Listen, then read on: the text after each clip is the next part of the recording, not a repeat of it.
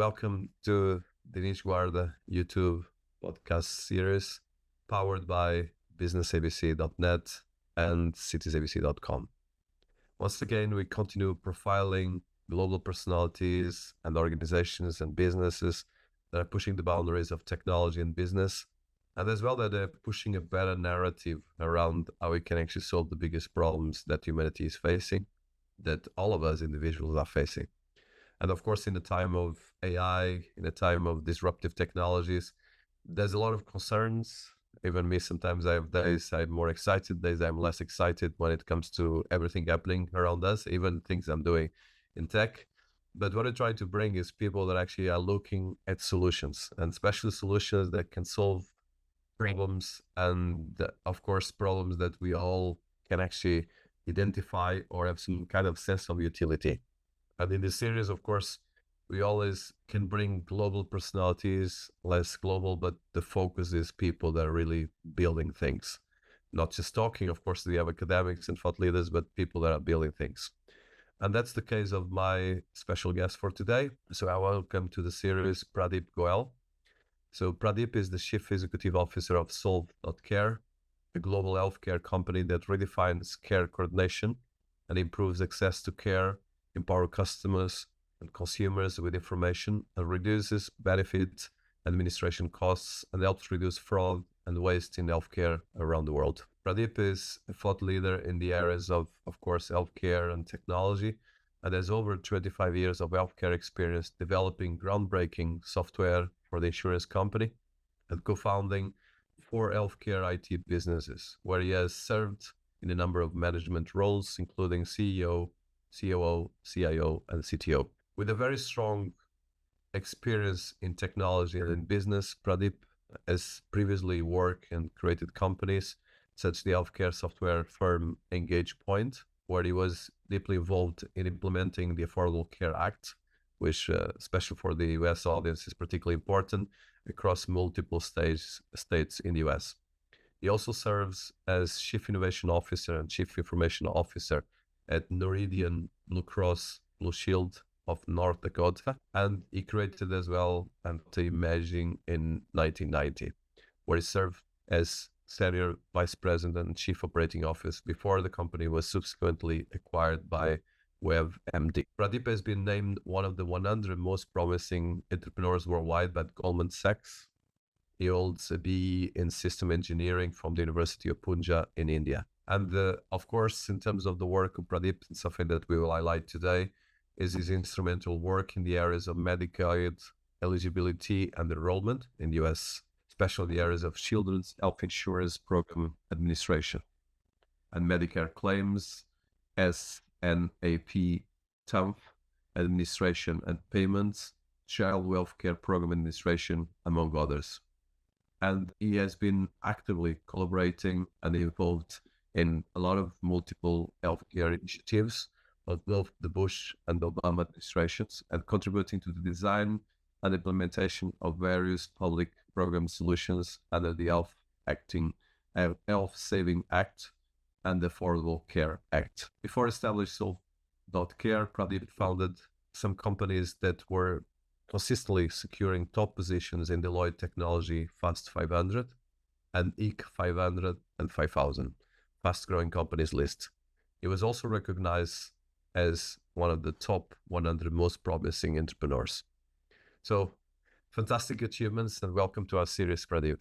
Thank you, Dinis. It's a pleasure to be here. I'm very excited to talk to the audience today. And just as a little comment, I don't know who this guy is that you just introduced. It's always very funny to hear about yourself, and you go, well, yes, but was it really that important? So thank you for the introduction. I very much appreciate it. Well, it's I think the facts speak for themselves. Congratulations. It's not easy to do, especially in the healthcare, which is especially in the US healthcare and in the US, which is actually probably one of the most sensitive areas. So one of the things, of course, we didn't highlight in this bio is as well your expertise in blockchain, finance, and technology, but we'll touch that in the interview.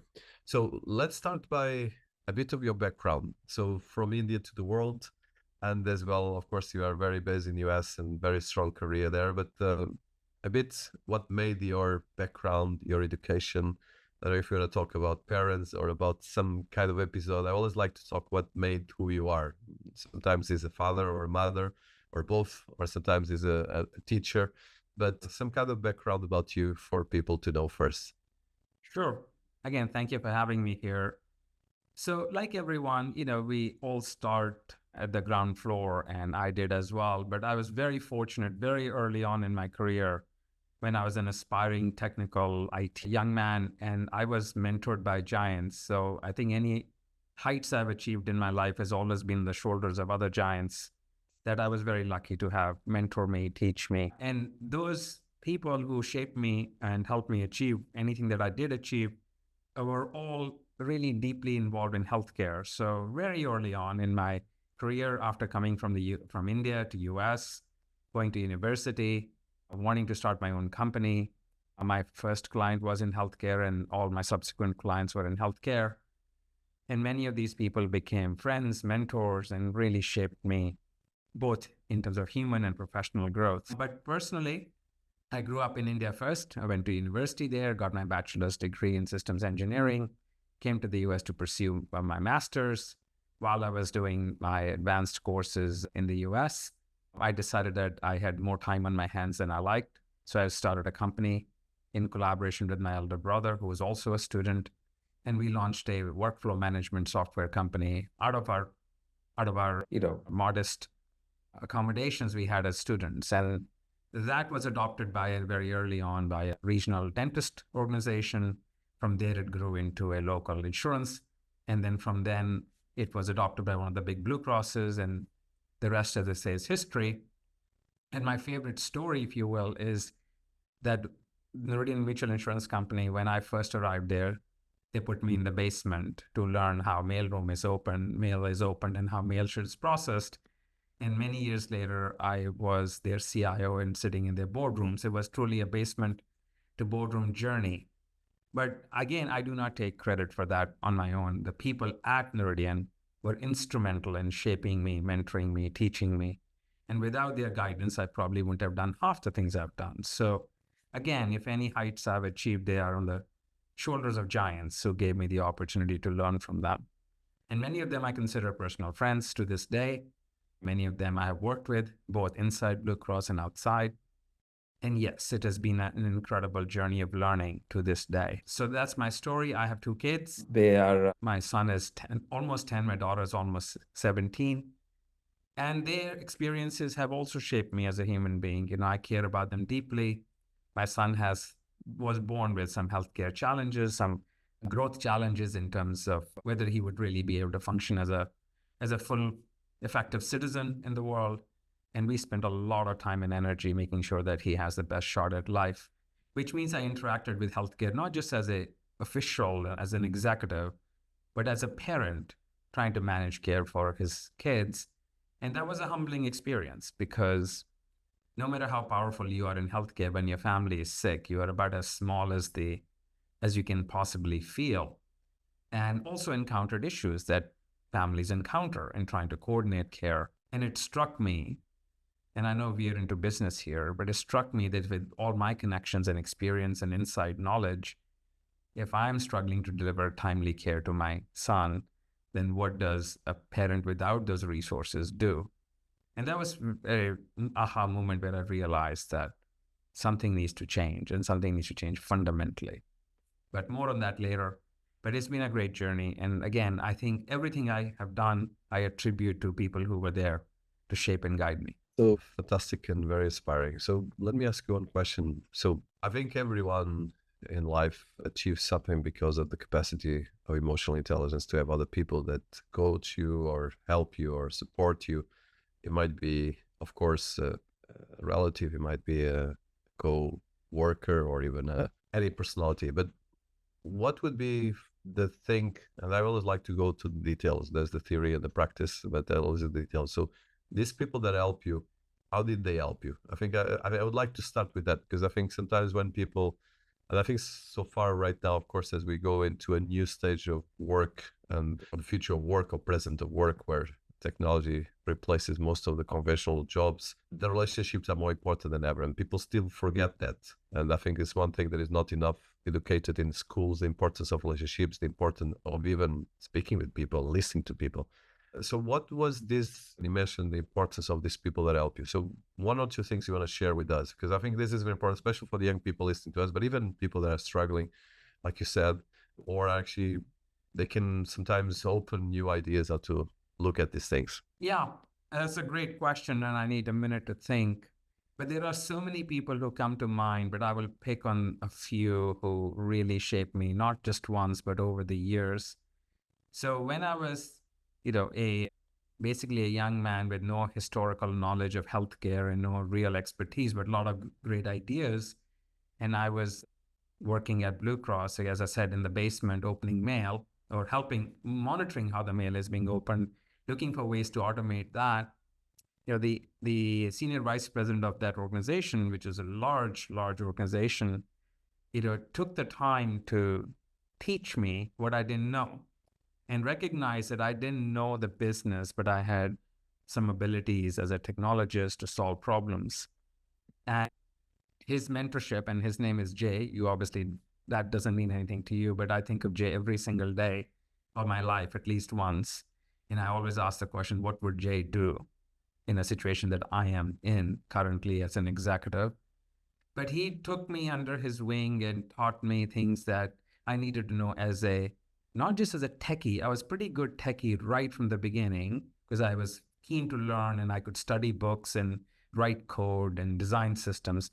My education had already prepared me for that.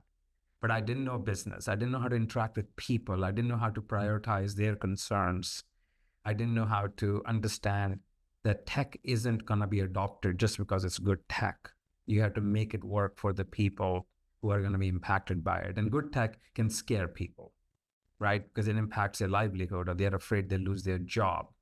So he taught me the human side of technology. The technology serves people. People don't serve technology. And the people that technology normally serves aren't technical. So you have to learn to make technology work for them. And that was a hard lesson for somebody, when you're young and invincible and you know everything and you know the answer to everything, what you don't know is what really brings you down. So I know that Jay had a lot of patience for me. I was exuberant and young and enthusiastic and invincible, but he taught me humility and he taught me how to listen to others.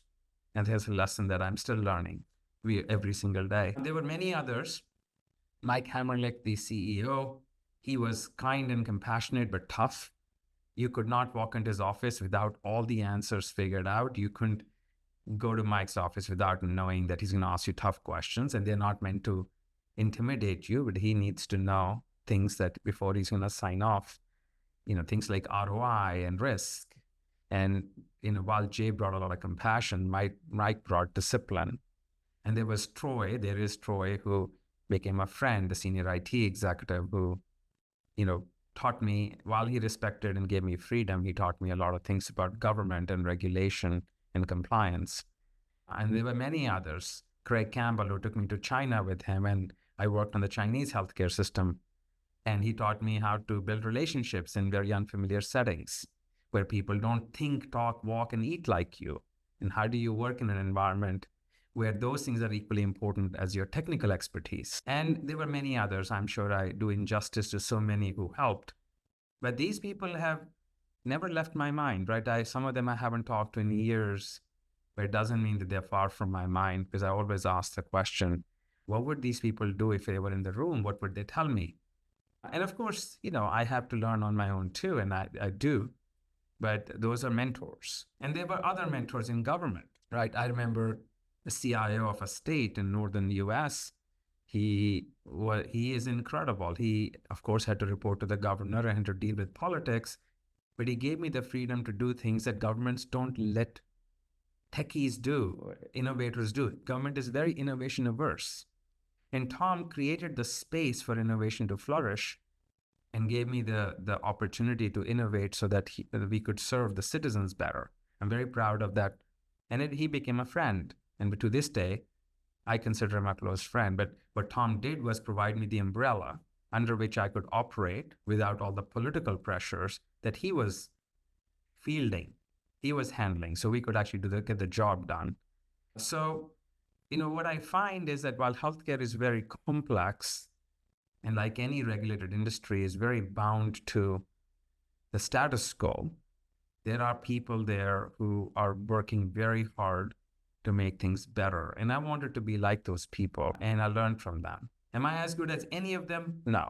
They're all in their own ways, uniquely more profoundly better. But from each of them, I picked up something that helped. That's beautiful, very humble. And I cannot subscribe more because it's really important, this sense of respect for the people that help us and as well how we build this. So let's go a bit more of your background from India to the US and your studies. And like you said, from the mailroom to the top of the building, let's put it that way. And as well, of course, when you start being from working for others to become an entrepreneur. Yeah, so I always have been an entrepreneur, even though I've had the blessed opportunity to work with the people who shape healthcare and work with them, for them, and sometimes they work for me. But in the end, it has always been about making a change by asking the tough questions as to why is it this way and how does it serve the stakeholders. And sometimes the answers are extremely unpleasant. They are because we have lost sight of the patient and we have lost sight of the system has become so complex that we no longer are able to focus on the patient. And my personal belief is that there are very few instances of conspiracy where somebody set about to harm the patient. But that doesn't change the fact that the patient does get harmed more than they should. So therein lies the issue. People mean well, systems are built to serve, but systems become the problem. And I don't mean just a tech system. I mean the system, the organization, the process, the philosophy, the rules, and then the IT. All of that combined becomes a barrier. And it is particularly evident and profoundly impactful on humanity because in the simplest sense, healthcare is about somebody needing care and somebody giving care. And in the simplest sense, those people should be able to talk to each other and get the job done, be it, I'm sick or my kid is sick or I need treatment for cancer. It's between patient and provider. But then intermediaries appear with good intentions often, and those intermediaries arrive with the idea of helping. And initially, indeed, that's the intention. But then a second generation of that intermediary becomes about profiteering. So then they start to profit and focus on the profit. And then the third generation of executives comes in and becomes about control. And slowly, this entity in the middle goes from being a service entity to being a control entity and a blocker. Now, there are, in most industries, such intermediaries exist. But in healthcare, there is an excessive amount of intermediaries that exist. And they're stacked on top of each other like a Jenga block. And you try to pull one out, the whole Jenga block collapses because these intermediaries have amassed so much power, so much influence, and they control the decision-making from being facilitators to becoming effectively the guardians or the gatekeepers of care. So that really frustrates both the care provider and the care receiver, because the power that has been amassed by the intermediary layer, you cannot imagine it, except I'll give you some statistics to help you understand. Healthcare around the world costs $8,000 billion a year. It's a staggering number, hard to imagine. If healthcare was a country, it would be one of the richest countries in the world, probably number 4 on the planet. $8 trillion is a huge economy. So healthcare is an $8 trillion country. And this country is run by a lot of intermediaries. And both the patient and the doctor serve this country or live in this country in a manner where neither of them are happy or effective, because the power structure of this country is just a very high stack of intermediaries, whether it's managed care plans, whether it's pharmacy benefit managers, whether it is health management organizations, whether it is benefit brokers, whether it's insurance companies. There is just you cannot even keep track of how high this stack of intermediaries is. And these intermediaries take today 2,000 billion out of 8,000 billion to help manage care. So they're basically 25% of the country's economy are the intermediaries. So obviously people on the left and the right are struggling, saying, we lose so much of the money to this middle layer. Yeah. But at the same time, that middle layer has become less about me and you, the doctor, is more about their influence, their control, their business interests. So it's reasonable to question, how did we get here and how do we get out of here?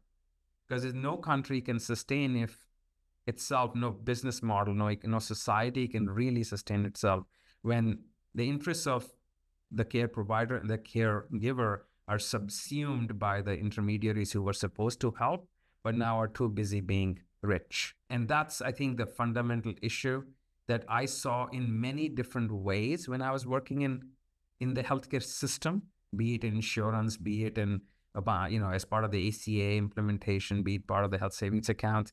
Everywhere the same problem appeared, that the intermediaries wield too much power, and they have taken so much control over data and power for themselves that both the left and the right feel helpless. And what are we going to do about it?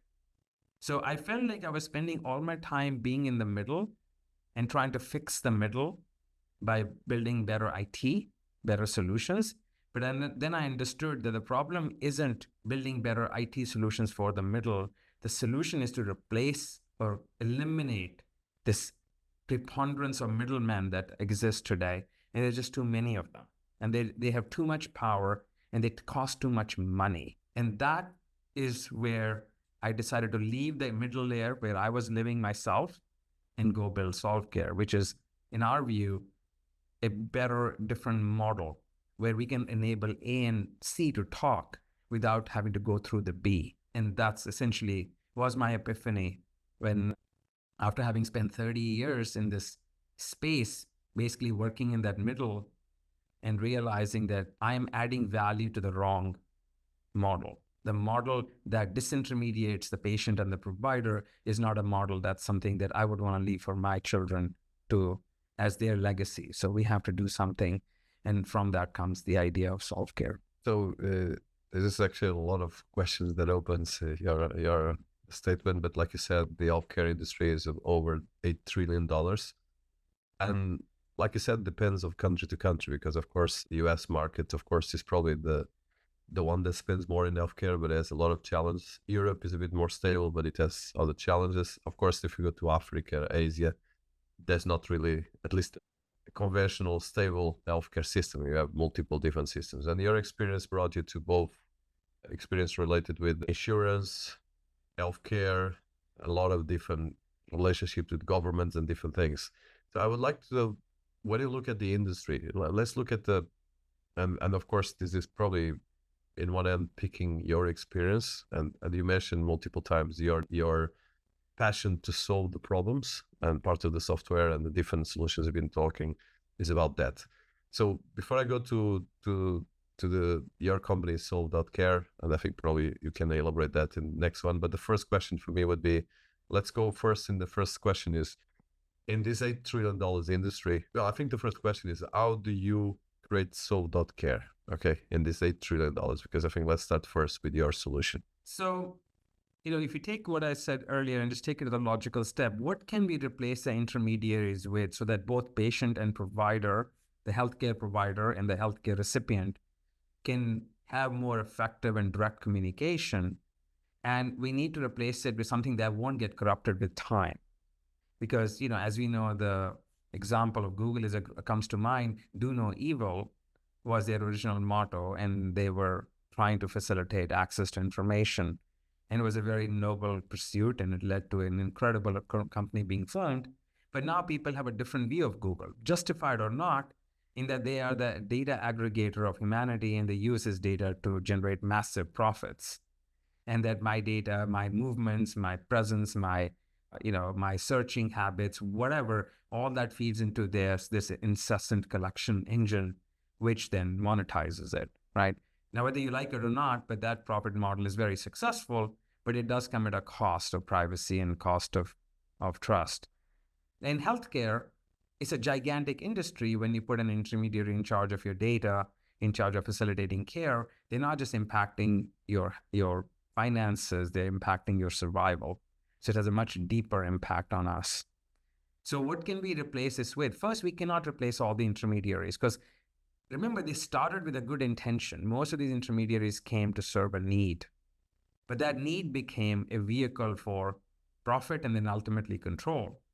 So the need still exists, but it gets exploited to the point where patients and providers are not happy and shouldn't be. So our thinking from the beginning was this needs to be an entity that cannot be corrupted. The replacement framework for removing this intermediary control over healthcare cannot be subject to corruption. So therefore, technology and immutability and some kind of a decentralized fabric which cannot be corrupted is a better solution. But otherwise, Solve.Care will become that intermediary and will seek to exploit the same advantage, maybe not in my term, but somebody else will come behind me and they will say, look, we're sitting on this enormous data set. Why don't we exploit it to become the next Google, Apple, Amazon, you name it, whatever your favorite Fortune 10 company is. So I decided from the beginning that Solve.Care will not empower itself in that manner. And it brings it down to one fundamental statement. I have made it clear to my team and they know it. We will never, ever, ever hold patient data in any way that we can access it. We won't even ask the patient's name or identity or their driver's license or their phone number. We never want to be custodians of patients' data. We don't want to be tempted to collect that data, monetize it, analyze it, sell it back to somebody, or spam or scam the patient. We won't do that. The technology must be designed in a way that it is absolutely respectful of every stakeholder's rights, including their privacy and their right to have their data and control it. And this technology, blockchain being one of the key components of such a principle, really should be built from the ground up such that it cannot be corrupted down the road by a CEO who follows me and goes, what a gold mine we're sitting on. Let's monetize the heck out of it. We should monetize the true service of connecting people together in a manner that they have full control over their identity and their rights are fully respected. And the tech should be built that it can not change its mind one day and then just say, I've changed my mind. I want to be Google. So let's just utilize all the access to all the people we have and go after them. So this is the principle behind Solve.Care that I have been establishing and pursuing, and that makes our job a lot harder. It's so much easier to do what everybody else is doing, which is to follow the technical models that allow me to have control over data if I want.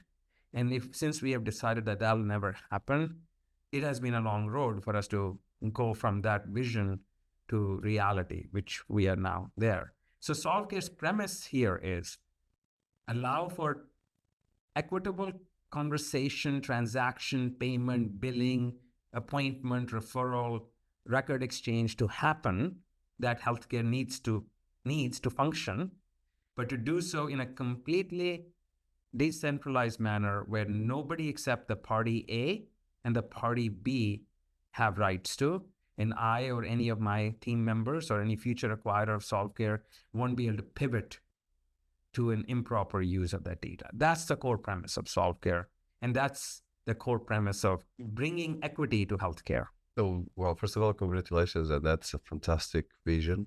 So let me start by one part that is very important. So first of all, for our audience to explain, if you can explain how the platform works from a technology perspective and from a user journey, especially where we integrate the blockchain and you do the optimization on blockchain. Because I think sometimes when you talk about blockchain, people still think obsessed about crypto and they forgot all the global industry applications. And like the Latins said, repetere, the repeat in English comes from repetere, that means education in Latin. So repeat is always good, especially for my audience.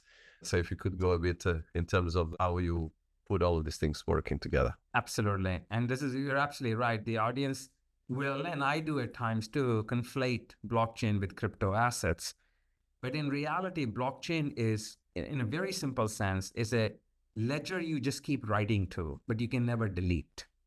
The word immutable is used a lot, but think of it as it's a continuous timeline where you can keep writing events, and those timelines can never be erased by anyone. So the history cannot be rewritten is what blockchain really promises you and delivers. Now, there's a lot of mechanisms to do that. There's something called consensus, there's something called nodes, but it doesn't matter. It's just a ledger that once written to cannot be erased. It can only be written to more. Now, How we use blockchain is to track what happened between party A and party B so that neither party can deny or absolve themselves of the responsibility, but you can also use it to make sure things are happening the way they should. So you can both prove the positive as to what happened. You can also prove the negative that something didn't happen, but it's not on the chain. And you can also compare it to what happened to what should have happened, right? So you have these three abilities. You can always prove the positive, what happened. You can always prove the negative, what didn't happen, but the chain has no record of it. And you can always prove that what happened as compared to what should have happened is also easily determined. So that's the value proposition. So now when you take it to healthcare, there are infinite use cases, but the simplest use case is I make an appointment. I request an appointment from the doctor. The fact that I requested an appointment can be written to the chain. The fact that the doctor replied with an availability, the fact that I accepted an availability, the fact that he sent me a bill and that I paid it, those are all events that can be written on the ledger. But it doesn't mean that my identity as to who I am and doctor's identity or my prescription or my diagnosis or my disease condition should be on the chain, because that's privacy, that's private data. So what you need to really solve any healthcare issue is to have a very carefully designed platform, which is what we've been doing. And it is non-trivial, it's quite challenging to do, but where you can protect the identity of the parties interacting with each other, and you can protect the confidentiality of data that they're exchanging with each other, we can track their behavior on the chain. So therefore, you have this de-identified ledger, which in a fancy way of saying is that I can interact with Dinis and we can do a lot of things like he's my doctor, I can get a prescription, I can get a referral, I can go see him, he can send me a checkup note, I can report some pain in the back. Whatever that I'm experiencing as his patient, we can transact with each other. The first value proposition is that nobody needs to be between us. People can be notified, but they don't need to govern this transaction, because these transactions can be governed by the chain. By putting a protocol of care on the chain, you can measure whether Denise and I are working with each other in a way that protocol prescribes. So you can have these care models that we want to achieve in reality for patient and doctor, for both of them to comply with this model to achieve the best possible outcome. That model can be public on the chain. Think of it as the guidelines. The events of care can be on the chain. Think of them as de-identified events. And those events can be mapped to the guideline easily to say, wait, something is going wrong. Pradeep is not going in for his quarterly foot exam, and he is a diabetic patient who has to go in for a quarterly foot exam. Otherwise, he could develop ulcers and they may have to amputate his foot. So we need to make sure that he is following the guidelines. And we don't see on the blockchain any entry for him having got a podiatry exam done in 6 months. Something is wrong. And the chain can then trigger appropriate corrective action, like sending me a reminder. Pradeep, you gotta get your foot exam done. I know you're feeling great and you're going to the gym, but you are plus 50, you have diabetes history in your family. You need to get your foot exam done. And that could also trigger a message to the doctor saying, Denise, send an appointment request to him. You got to bring him in. So you see, this way, what is currently done by intermediaries, care managers, case managers, managed care organizations, Medicaid managed plan managers, they would charge literally hundreds of billions of dollars to perform that function each year. You can just have the chain do it. But more importantly, that care model that Denise and I are supposed to follow is not hidden, because today that care model is buried inside Kaiser Permanente's EMR or Mayo Clinic's care model, which is all private. So nobody, the patient or the provider, actually know the care model that they're supposed to follow without this intermediary performing all these care coordination functions, for which they charge a ridiculously large amount of money. So what if we publish the care model on the chain as an immutable contract, which everybody can see? So then if we are following the wrong care model, Denise and I, because this care model is public on the chain and anybody can look at it, it is possible for the government or for the more advanced care provider or a specialist to say, wait, this care model is inadequate. we are missing things. He should not only get his podiatry exam done, he also needs to get his A1C checked every 6 weeks. So now the care becomes transparent. Now we are not hiding behind, my knowledge is unique to me. And yes, it benefits my few patients, but it doesn't benefit humanity at large. We can actually build care models that we as collectively as humanity can agree and sign off on, because for every disease, there's a care model already in place, give or take. For every disease condition, doctors are trained to follow care models, but they're not public. So why don't we publicize them and make them human property? And then we can all follow these guidelines better. But really, fundamentally, we can eliminate the middleman trying to broker this behavior that we both need to follow. Why do we need to do that? Because the brokers, while are well-intended initially, become so powerful, they accumulate all the data, and they become such a big part of our expense that in the end, you start feeling like the broker controls your life. This intermediary runs your show. And that happens inevitably, because where there is value, there is profit. Where there's profit, there is desire to control and monopolize. And very quickly we get to where we forget in the beginning that it was about the patient and the doctor to begin with. So if we take what is currently run by intermediaries as their value add, for which they charge $2,000 billion a year, and we take that value add and start moving it onto the chain, one intermediary at a time, in 10, 20 years, we can eliminate this extraordinary spend. We can give patients the power to understand and participate in their own healthcare, because they're not dealing with, don't call me, we'll call you syndrome.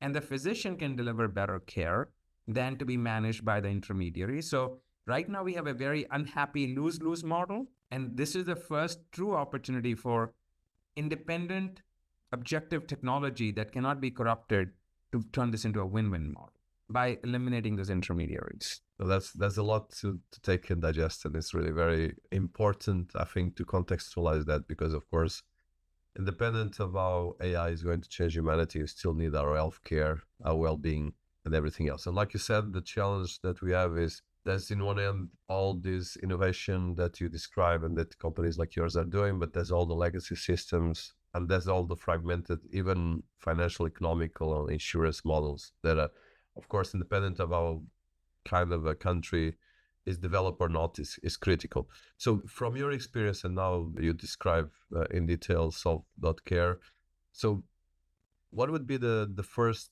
achievements that you would, of course, when I read your bio, there's a lot of achievements you did, especially in the relationship with US states and relationship with insurance, and even different parts that you've been conscious about creating solutions. But from the right now on the exact point, and of course we'll put some images of Solve.Care from your website and different parts during the interview, but what would be the things that, let's say, if I look at 5 achievements and coming back to the $8 trillion of the healthcare global industry, like 5 things that we would be highlighting as a priority to solve the different things, using, of course, blockchain technology, of course, increasingly AI, but as well practical things. Because I think the challenge is, I know especially in the US, that there's still a huge amount of division in terms of the way you take society, and it's actually probably getting worse, especially with the elections coming. But the challenge is that can we unite society to create these solutions, because the technology is there.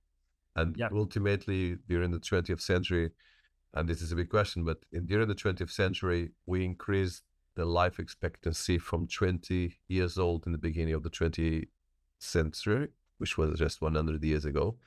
And for instance, even during the 20s, the 1920s, now we're in the 2020s, 100 years ago, during the Spanish flu, 300 million people more or less died. And we had just COVID, where actually the numbers were infinitely less. And at the same time, the world population in the beginning of the 20th century was 1 billion people. Now it's close to 8 billion people. So in proportion, we achieve fantastic improvement. The perception is still not correct, but coming back, 5 things, of course, think a bit about it, that you would think from your experience that you would consider that we can actually use these technologies to solve the real problems on a country basis and on a global level. That's a really great question, because there are so many, and they are country specific or regional. The problem that maybe pervasive in US will not resonate in Canada or UK.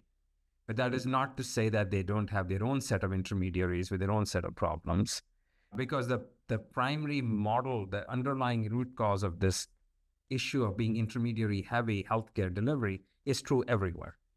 It's just that the intermediary's name and role may look different. But I want to come to your specific statement. So if you look at what I look at it as very fundamentally, first, what does a patient need to be more effective? And I really more take the role of what can I do as a parent to deliver better health care to my kids or to my parents who are now aging and need a lot of help. So essentially the generation before me, the generation after me, what is it that they should be able to do for a better? Let's take simple examples to illustrate for the audience. So right now, when you go buy a prescription, when you have a prescription from a doctor, you go to the pharmacy, you have no idea what the cost is going to be. You have no idea if the generic version of the same medication is 1/3 cheaper. Most patients will simply hand the prescription over and wait for the pharmacy to say $27 or 200 yuan or 500 Korean won. Whatever the number is, we pay and we leave. We don't have any visibility into alternatives. We don't have any visibility into pros and cons of taking this drug versus the other. So this is one very simple, not simple, but very clearly understandable use case where blockchain can give patients objective, unmodifiable advice as to this drug has the same formulary as this generic. They're equivalent chemically. You can pay $62 for this, or you can pay $7.27 for this. And these choices are completely invisible. And patients are vulnerable. When you're sick, your kid is sick, the last thing you want to do is to be seen haggling with the pharmacy over the cost of your kid's prescription. It feels wrong. But that doesn't mean that you should overpay, because your kid's not going to get any better, any faster if you pay $6 or $60 for the same drug. Because the drug doesn't care. Its efficacy is not determined by the amount of money you pay. The system, however, takes advantage of that. The system takes advantage of the patient's vulnerability and will charge whatever it thinks it can get away with, which then has a perverse effect that maybe some of the treatment the kid needed you can't afford, and therefore they don't get, because we have overspent on things that could have been rationally priced. So in a simple sense, bringing transparency and alternatives to a sticker shock at the pharmacy is a key priority for us. So we are bringing solutions in different parts of the world, working with different wholesalers who would love to bring their drugs, prescription drugs and non-controlled substances directly to the patient, and thus remove these intermediaries who are gigantic in size and very profitable at the cost of efficiency and at the cost of the patient. So if we just take this one example of streamlining the delivery of drugs at wholesale prices from party A, which has wholesale availability, to party B, the patient or the parent, that is currently a very difficult industry, in that you have pharmacy networks, you have pharmacy benefit managers, you have secret contracts and rate negotiations between insurance and pharma and PBMs, and all this goes on so that the patient has zero transparency on the cost of the drug. And what you don't ever see anybody asking the question is, hey, I'm paying $150 for this 12 pills. How much do they cost to manufacture? And sometimes they cost 12 cents. So there is no connection between wholesale price of the drug and the retail price of the drug. And if we can use our solution to allow wholesale and retail to connect in a rational way, nobody's saying there should be no profitability. 15% profit, 40% profit, whatever is rational. But the patient has no visibility that this is 72,000% profit that's happening for the intermediary. And that's not correct. When the intermediary is pocketing 7,000 times the cost of wholesale to sell you the drug, that's not good. I think that's no longer serving. That's profiteering to the point where it's harmful. So let's put the chain in to bring appropriate level of transparency and put the smart contract in to calculate the price of drug based on some rationality. So this is a very powerful use case that would work in every country. Of course, we are planning to launch it country by country, but it relates to every human being, because everybody's going to need prescription at some point in their life, either as a parent or as a patient or as a child of a parent who needs it. So that's one example. The other example that I would say is a very self-evident one, which is around control over medical records. Now, I will tell you without naming names, as of this morning, a personal anecdote that reinforced to me that everything we're doing needs to be done. So my mother, I'm at her house right now, and she has severe health condition that erupted about 2 weeks ago. So I came over to spend time with her to help her. So a few days ago, like earlier this week, we took her to a hospital where she got her MRI, CT scan, and X-ray for her spinal condition, and she needs immediate attention. So yes, the day after I reached out to the hospital and I said, I would like to get her medical images, which I know is in their system because the doctor called me and said, I'm looking at your mom's MRI, CT scan, X-ray. She's better come in. We got to talk to her ASAP. So I want to get a second opinion. I want to get her X-ray images and MRI and CT scan, and they won't give it to us.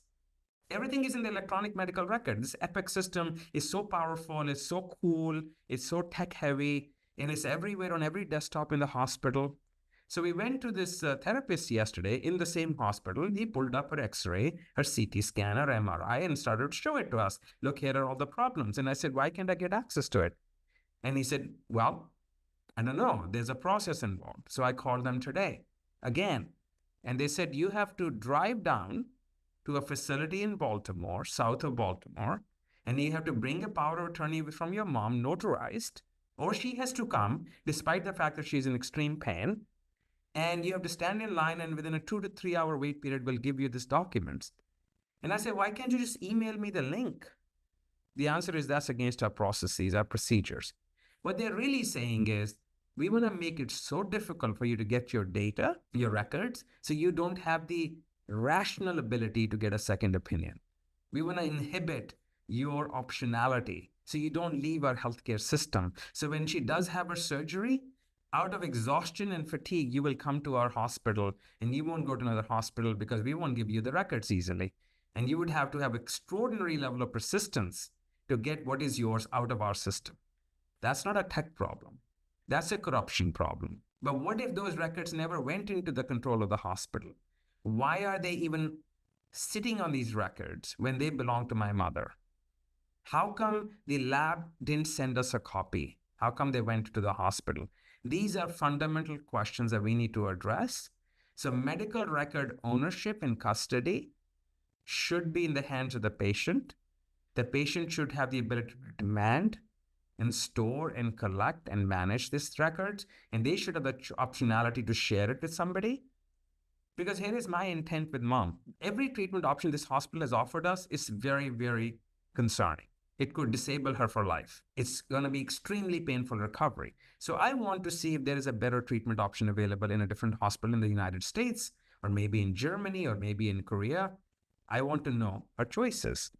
And the current system makes it impossible for me to know if there is a better alternative in Germany. Why? It's because the intermediary has decided that it is in their best interest to control the records and deny my mom access to her own data, because that's how they guarantee revenue. This is fundamentally what we are trying to fix. And medical records, coming back to your 5 problem question, this is your second problem, medical records. So we are launching a new capability in our Care Wallet, which is how patients interact with our system, where they can request and attach the legal document with the requesting, I have a right to my record.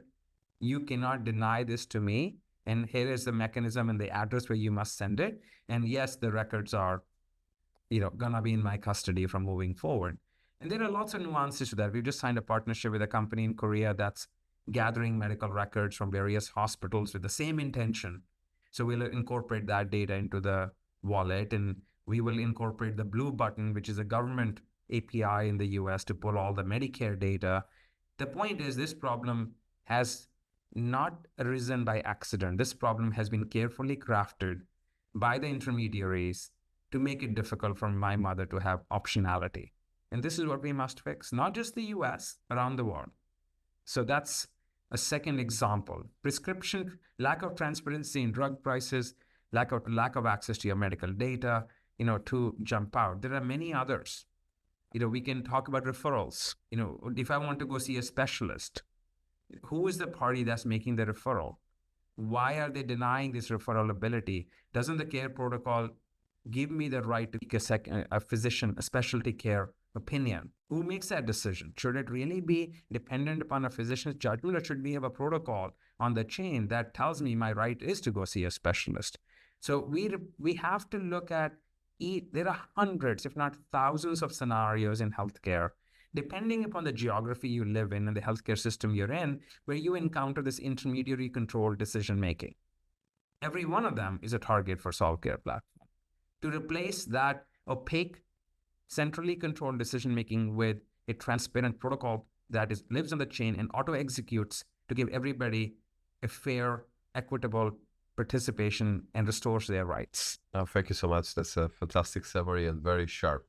I know that we're passing the 1 hour, but I have one or two options if you have time. So it's okay for you, so I'll go. So first question. So we mentioned blockchain. Let's talk about AI. So at the moment we are in the verge of, first of all, of course, most of the reports around AI is that there will be a lot of the disruption in terms of the AI contribution for the healthcare industry at large, but as well the possibility of curing a lot of the diseases that facing for thousands of years, let's put it that way. But at the same time, we have and this is a big question, but it touched as well that a lot of these corporations that are pure data-driven corporations, you mentioned Google in the beginning, but we have OpenAI, we have Microsoft, we have NVIDIA, and a lot of others we can go, that are having capacity to, for instance, if you look at most of what Google is doing right now is related to healthcare. But my question is, do you think right now that integration of AI and especially these mega corporations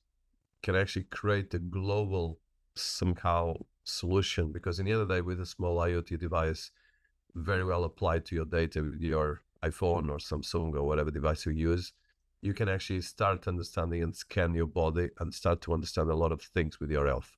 And this can actually leapfrog a lot of the issues that you mentioned in corruption, in the fragmentation, legacy systems that happen in our present healthcare systems. Do you think this is something that can actually really be scaled in a way that we can actually solve this and create a more positive level of developing of humanity? Or it will just create a bit more dystopian solution in terms of the scenarios that we have in Blade Runner and a lot of films where actually normally as humans they will be amplified? And I will put another element to make the question a bit more complex, but this is a provocation question. If you look at the Homo Deus from Harari, mostly is talking that we're already building superhumans, and partly in theory is possible. And I know that a lot of studies, there's bioengineering, a lot of different things. So all of this is happening as we speak. Okay. How do you, as a humanist, and then I'm saying part of your talk is about being a humanist, but as well a technologist, and as well an entrepreneur, are looking at all these different scenarios. In one end, scenario of AI to build new solutions and leapfrog solutions for healthcare. Second, mega corporations that can have a global perception and create solutions for healthcare that can actually give us sensors or devices that can actually have entire integration of data. Because I would say the biggest healthcare data owners are definitely Google, Apple, and all the largest players. And then third, is this creating a level of disruption, or you think is more positive? Sorry, it's 3 questions in one, but it's my last provocative question. Well, I think we live in provocative times. This is so transformative an era that I think we are seeing a transformation unfold in front of our eyes that leaves us wondering what the future looks like. It's not that any more predictable. We're not looking at a linear progression anymore. So that's the scary part of AI, is that it's a logarithmic progression of how data will be used and how AI will reach its ability to infer and conclude. In terms of, so I don't know, I do not have the crystal ball, but I do see fundamentally that AI has both the potential to harm and potential to help. And of course it is and the big scary part of AI is that will it start doing things without us controlling it? But if we leave that on the side for a minute, ability to harm and hurt depends upon how we apply it. And I don't think it's logical to think that capitalistic economies and societies and companies will not leverage it to monetize their position further. And people with a lot of data will have unique advantage in using AI to mine that data and get insights into it and monetize it further. I don't think that unless we take a societal action, a regulatory action, that to me looks inevitable. That the data ownership and then ability to mine that data will get more precise and more powerful. Question is to whose benefit? So in the context of healthcare, I believe we have two dimensions to this. One is, can I use AI to take better care of me and my kids and my family? There, I think AI has enormous promise in that I can have and will have more optionality of care, self-care or professional care, because AI gives me better insights in terms of risk factors, in terms of care models, in terms of better treatment plans, in terms of my unique conditions, personalized medicine, if you will.